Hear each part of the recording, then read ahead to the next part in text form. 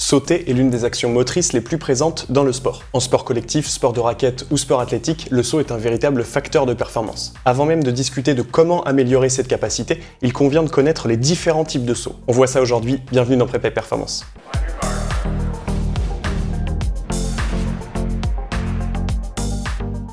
La hauteur ou longueur d'un saut est l'une des meilleures représentations de la puissance de nos membres inférieurs. Nous en avions parlé dans la méthode bulgare adaptée aux connaissances modernes, mais le poids de corps se positionne au centre de notre profil force-vitesse en squat jump. Donc, que l'on ait du matériel ou pas, nous pourrons travailler à puissance maximale à poids de corps. C'est notamment pour cette raison que les méthodes pliométriques sont très démocratisées pour entraîner et améliorer les qualités de détente verticale. Cependant, lorsque l'on regarde certains les réaliser, on constate qu'il y a beaucoup de mélange et de confusion. Alors avant de dédier une vidéo à ce régime de contraction, j'ai pensé qu'il pouvait être intéressant de décrire les différents types de sauts et variables que nous avons à disposition. Ils permettront également de s'assurer d'une bonne réalisation technique lors d'évaluations comme le profil force-vitesse en squat jump. Mais avant tout ça, qu'est-ce que c'est qu'un saut? Voici la représentation d'un saut lorsqu'il est capté par une plateforme de force. Une plateforme de force, comme son nom l'indique, c'est un outil de laboratoire qui permet d'enregistrer les différentes forces qui s'appliquent sur elle. On peut l'utiliser pour étudier la marche, le saut, la course, etc. Lorsqu'un athlète saute sur la plateforme, nous allons pouvoir récupérer les différentes forces appliquées au sol pour pouvoir mieux les interpréter. Pour sauter, on peut donc constater que l'on applique un important niveau de force au sol. Le niveau de force va être primordial, mais également le temps de son application. Nous y reviendrons par la suite. S'ensuit alors la phase de vol, où plus aucune force ne sera appliquée sur la plateforme, puisque l'athlète sera en l'air. Enfin, le plus gros rebond est bien sûr l'atterrissage. En étant au clair avec ces notions, nous allons donc voir les différents sauts que nous avons dans notre sac de préparateur physique. Le squat jump est un saut purement concentrique. Si vous ne connaissez pas les différences entre excentrique, concentrique, pliométrique, je vous conseille de marquer une pause à cette vidéo et d'aller voir notre vidéo sur le sujet. S'il a l'air facile à réaliser au premier abord, il est en réalité assez technique car très éloigné d'un saut naturel. Dans le domaine sportif, on a l'habitude de saut avec un élan et donc un pré-étirement musculaire. Là, à partir du moment où l'on a fléchi, on doit uniquement aller vers le haut. C'est cette méthode de réalisation que l'on utilise dans l'évaluation d'un profil force-vitesse en squat, que nous avions déjà vu en vidéo.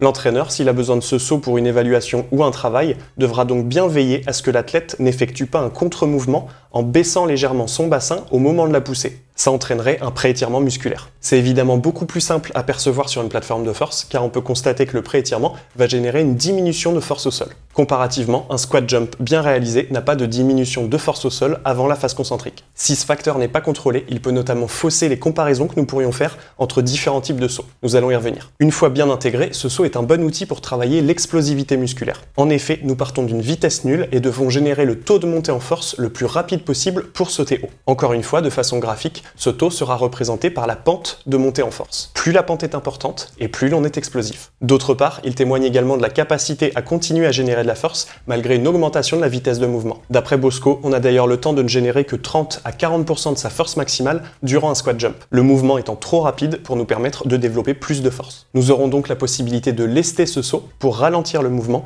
et augmenter le taux de force généré. Le counter movement jump se traduit comme un saut avec contre-mouvement. C'est le saut naturel par excellence. Il permet donc de prendre un élan par une accélération excentrique et une transition excentrico-concentrique rapide. À cette transition s'ajoutera une activité réflexe qui va améliorer la performance. C'est une parfaite représentation de ce que l'on appelle le cycle étirement-raccourcissement. On sait depuis des décennies qu'un muscle pré-étiré va restituer plus de force par la suite. C'est le principe de la pliométrie. Donc, si nous restituons plus de force par ce pré-étirement, vous constaterez que vous sautez plus haut en counter movement jump qu'en squat jump. Des études opposant des experts à des débutants ont montré que les durées de contre-mouvement étaient très différentes. Les experts réalisent une phase excentrique beaucoup plus rapide ainsi qu'un taux de montée en force beaucoup plus important. Ce genre d'information peut donc impacter le coaching. Une consigne pertinente pour un entraîneur peut être de sauter le plus vite possible dans un travail de counter movement jump. Le drop jump consiste quant à lui, à partir d'une hauteur, de se laisser tomber et effectuer un saut suite à cette réception. Nous allons dans ce saut très particulier augmenter encore plus le pré-étirement musculaire. En découle alors des logiques de prévention. En effet, nous ne sommes pas tous aptes à accuser un tel choc du jour au lendemain. On considère d'ailleurs que notre poids de corps est multiplié par 3 à 7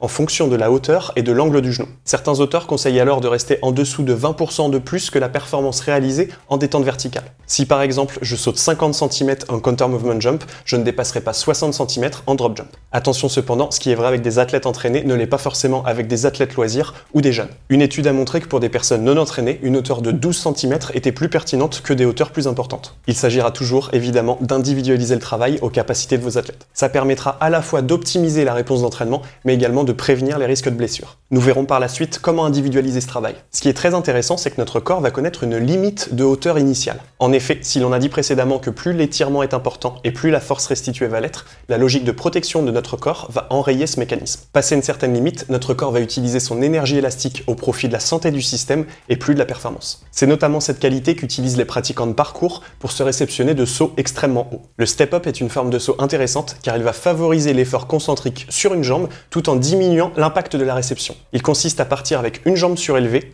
et en poussant le plus fort possible dessus, de chercher à sauter et se réceptionner en contre-haut. Dans une logique similaire au squat jump, nous allons travailler de façon importante la phase concentrique et le taux de développement de la force. Autre saut à disposition, le saut profond. Ici, contrairement au drop jump, il va s'agir de stabiliser la réception suite à une chute d'un contre-haut. On va donc favoriser le travail excentrique. C'est un saut qui peut être utilisé notamment dans le travail de lutte contre le valgus dynamique. Nous y reviendrons prochainement dans une vidéo dédiée. On va pouvoir se focaliser sur sa technique de réception. On pourra également porter son attention sur les angles articulaires à la réception pour varier le travail. Nous y reviendrons plus tard. C'est un saut très courant en gymnastique dans le cadre des réceptions en sortie. Il peut permettre de travailler la vitesse de transition excentrico-concentrique. On va naturellement pouvoir se permettre de partir de hauteurs plus importantes qu'en drop jump. Attention évidemment à ne pas arriver sur des performances déraisonnées. La progressivité sera de toute façon essentielle avec l'ensemble de ces techniques de saut dans un programme d'entraînement. En orientant notre puissance vers l'avant, nous allons pouvoir travailler d'autres formes de saut. On parle ici de long jump ou de broad jump en fonction des références. L'intérêt sera évidemment la modification de l'orientation de la force. Nous allons chercher ici à pousser vers l'avant. Également, puisque l'on va atteindre des hauteurs moins importantes, les atterrissages seront moins traumatisants d'un point de vue mécanique. Les foulées bondissantes ou les sauts à cloche-pied rentrent évidemment totalement dans cette logique de sauts horizontaux. Ils ont notamment été popularisés dans la préparation physique par l'intermittent force de Cometti dont nous avions déjà parlé dans une vidéo dédiée. Bien évidemment, si l'on peut orienter notre puissance vers l'avant, on peut également le faire sur les côtés.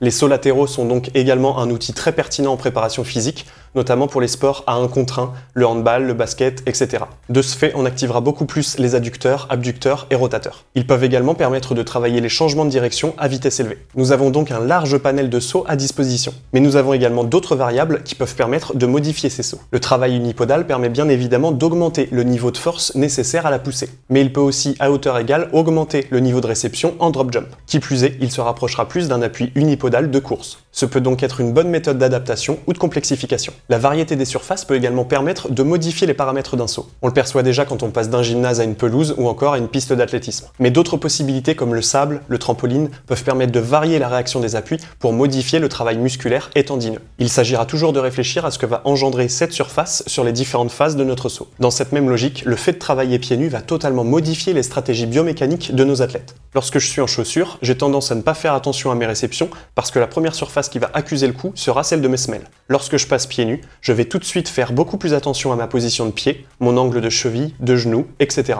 Évidemment, ces techniques seront plutôt conseillées pour des athlètes expérimentés et sur des terrains meubles. Lors de l'atterrissage d'un saut, les angles de mes membres inférieurs, justement, vont être intéressants à étudier. Trivialement, sur le terrain, on parle d'atterrissage en pied ou en cuisse. Plus le genou sera fléchi, plus le poids sera encaissé par les quadriceps. Donc, atterrissage en cuisse. Les jambes plus tendues favoriseront un travail des chevilles et donc en pied. Également, l'orientation du buste favorisera le travail des extenseurs de hanches dans la réception. En clair, plus je serai penché vers l'avant et plus mes ischios et mes fessiers seront sollicités. Ce sont donc autant de variables à moduler pour varier le travail de nos athlètes. Il est possible de comparer des sauts pour en tirer des conclusions sur les qualités de nos athlètes. La différence de hauteur entre counter movement jump et squat jump est souvent étudiée. Vulgairement, elle va témoigner de l'élasticité de l'athlète. On parle aussi de ratio d'utilisation excentrique. Il existe en réalité beaucoup de composantes à cette performance, la raideur du système muscle-tendon, la capacité contractile du muscle, la force explosive ou encore la qualité du réflexe. Si l'on facilite son interprétation, c'est tout de même une donnée non négligeable à prendre en compte pour l'entraînement. Cependant, il est tout de même important de se méfier de cette interprétation. En effet, lorsque l'on n'a pas l'habitude de réaliser un squat jump,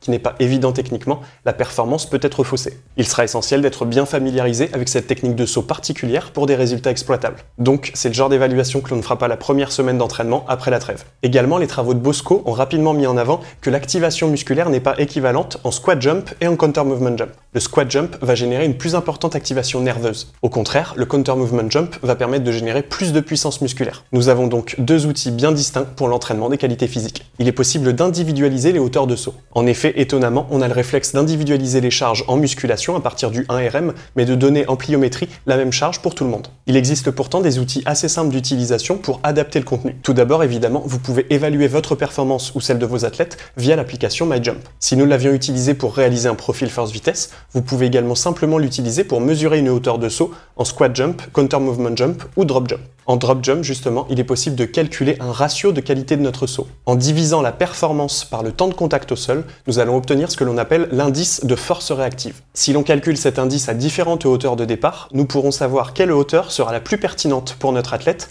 en fonction de ce que l'on cherche à travailler chez lui. Si vous ne voulez pas vous embêter avec les calculs, MyJump va permettre de calculer cet indice directement dans l'application. Vous obtiendrez en résultat la hauteur de saut, le temps de vol, le temps de contact au sol et un indice de rigidité. Il sera intéressant de voir comment évolue celui-ci au fil des cycles d'entraînement. Par cet outil de poche, je pourrai donc facilement connaître les différents paramètres de saut de mon athlète. En découleront les conclusions sur les hauteurs et les types de sauts à prioriser en fonction de ses performances. Des études ont d'ailleurs mis en avant le fait que pour chaque discipline à répétition de saut, il existe de grandes tendances. Ne pas en tenir compte va limiter la qualité du travail réalisé. Ici par exemple, en variant les hauteurs de saut, la performance avec le meilleur indice de force réactive est à 40 cm. Il pourra donc être intéressant de travailler dans cette zone. Bien évidemment, la première limite, et nous l'avons déjà évoqué, sera celle de la prévention. La pratique de sauts répétés va demander une approche toute particulière dans sa progressivité. Il faudra être patient, débuter avec des sauts plutôt horizontaux et augmenter progressivement les hauteurs. Les adaptations tendineuses sont plus lentes que les adaptations musculaires. Des progressions trop rapides peuvent mener à des tendinites, voire des ruptures de tendons. Dans cette même idée, je préfère le rappeler, mais il s'agira toujours de bien s'échauffer en amont de ce genre de séance. Également, contrairement à ce que l'on peut retrouver beaucoup dans la littérature et les conseils, il n'y a pas de lien direct entre détente verticale et vitesse en sprint. La puissance, aussi importante soit-elle générée en counter movement jump, n'a rien à voir avec un travail de vitesse maximale en sprint. Qui plus est, nous sommes sur deux niveaux de force orientés dans des directions totalement différentes. L'une est verticale quand l'autre est horizontale. Donc un travail de saut verticaux répété n'aura pas réellement d'intérêt pour améliorer la vitesse maximale. Les vitesses de contraction musculaire sont d'ailleurs 2 à 3 fois plus lentes en saut qu'en sprint. En conclusion, nous pouvons dire que nous avons un panel de sauts très large à disposition pour travailler les qualités de nos athlètes. Certains favoriseront l'aspect concentrique du mouvement, d'autres la contraction excentrique, et d'autres encore le cycle étirement-raccourcissement. En évaluant les qualités de saut de nos athlètes, nous pourrons savoir lesquelles sont les plus propices à son évolution. On veillera toujours à être bien progressif pour des nouveaux ou des jeunes pratiquants. Même si la majorité du travail sera effectué à poids de corps, les niveaux de force et d'étirement engendrés par des sauts pourront être plus importants qu'une barre de musculation sur les épaules. C'est tout pour aujourd'hui, j'espère que cette vidéo sur les différents types de sauts pourra vous permettre d'y voir un peu plus clair quant aux différents outils que nous avons à disposition. Si vous avez apprécié ce contenu, n'hésitez pas à partager, liker et commenter cette vidéo. On se retrouve dès la semaine prochaine pour du contenu d'entraînement et d'ici là, entraînez-vous bien. Salut!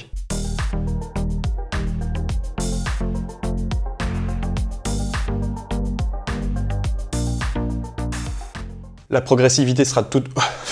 mouche. La progressivité avec l'ensemble de ces techniques... Vous étiez à fond là? Ouais, moi non plus je crois pas.